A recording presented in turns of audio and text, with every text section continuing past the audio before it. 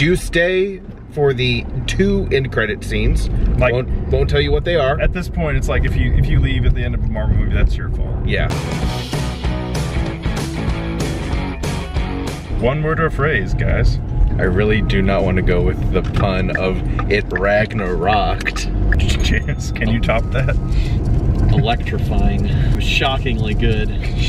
Stop. I don't think it's like the greatest superhero movie ever, but it was a lot of fun and I really enjoyed it. It's a good balance of funny and a lot of good touching, emotional, dramatic moments that were in there as well.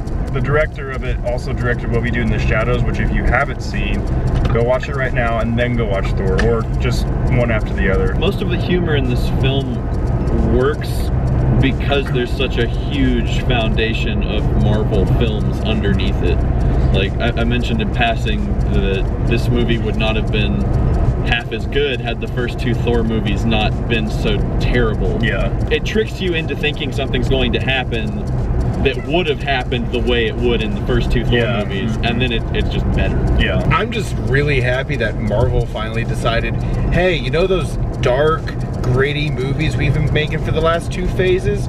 Well, guess what? We're about to have fun with our movies. They finally let the characters do things that weren't just, you know, deep, dark, oh, the world is an awful, terrible place. I wouldn't necessarily say all Marvel movies are like that. Guardians is the very, like, rare exception to most of those. Iron Man was fun, and so was Ant-Man, and I feel like most of the movies still, and that's a trademark that some people even complain about, is that Marvel oftentimes doesn't take itself seriously enough. Really? Because phase 2 was just Iron Man dealing with PTSD, Thor dealing with the literal dark world. With every dark scene, no pun intended right there, but there was always like some sense of levity that come right after it. Unlike the DC, which is like, we're all dark right now until, you know, Wonder Woman showed up. I think that's just been a problem of superhero films in general for the last... Well, it was the Dark Knight effect for a while. Everybody's like, we have to be the gritty reboot. Well, yeah. We have to be dark. That's what people want. And then they were like, and Marvel's like, no, it's more fun when people have fun. So the first drive back we ever did was the Thor: The Dark World.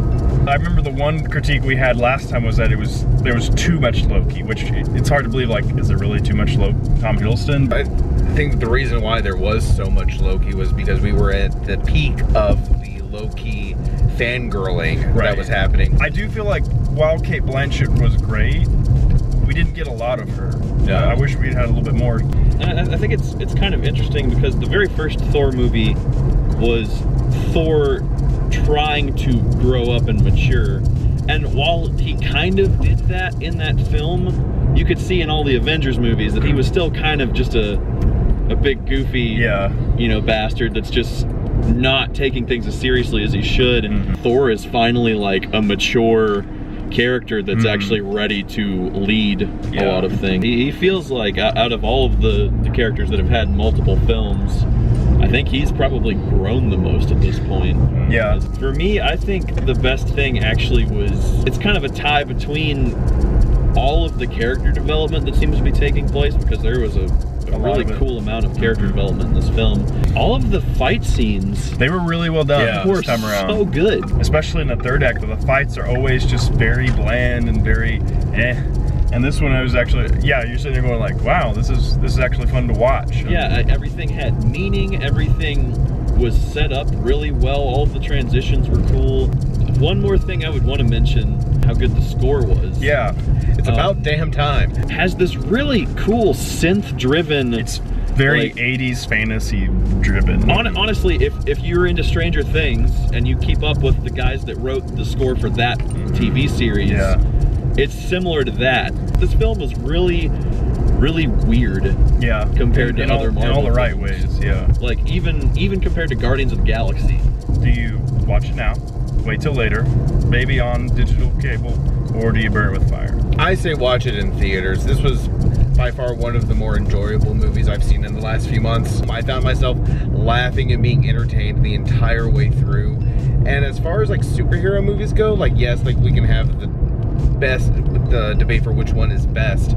But this one, at the very least, like I don't think anyone's going to leave that theater disappointed. Go see it as soon as you can, honestly. Like, if you don't keep up with the Marvel Cinematic Universe, which who doesn't, but like if you don't, it would be a little confusing, but even if you've seen one Thor movie, like this is a phenomenal movie in comparison. Like, yeah, I would say go see it now too. It's a lot of fun. It's cool.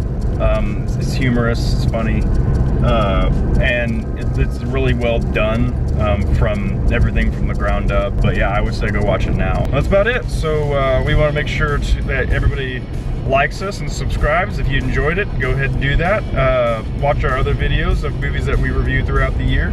We want to make sure to thank our sponsors, 1-800 Give Me Pizza. Don't drive, just dial, and we'll catch you next time. See ya.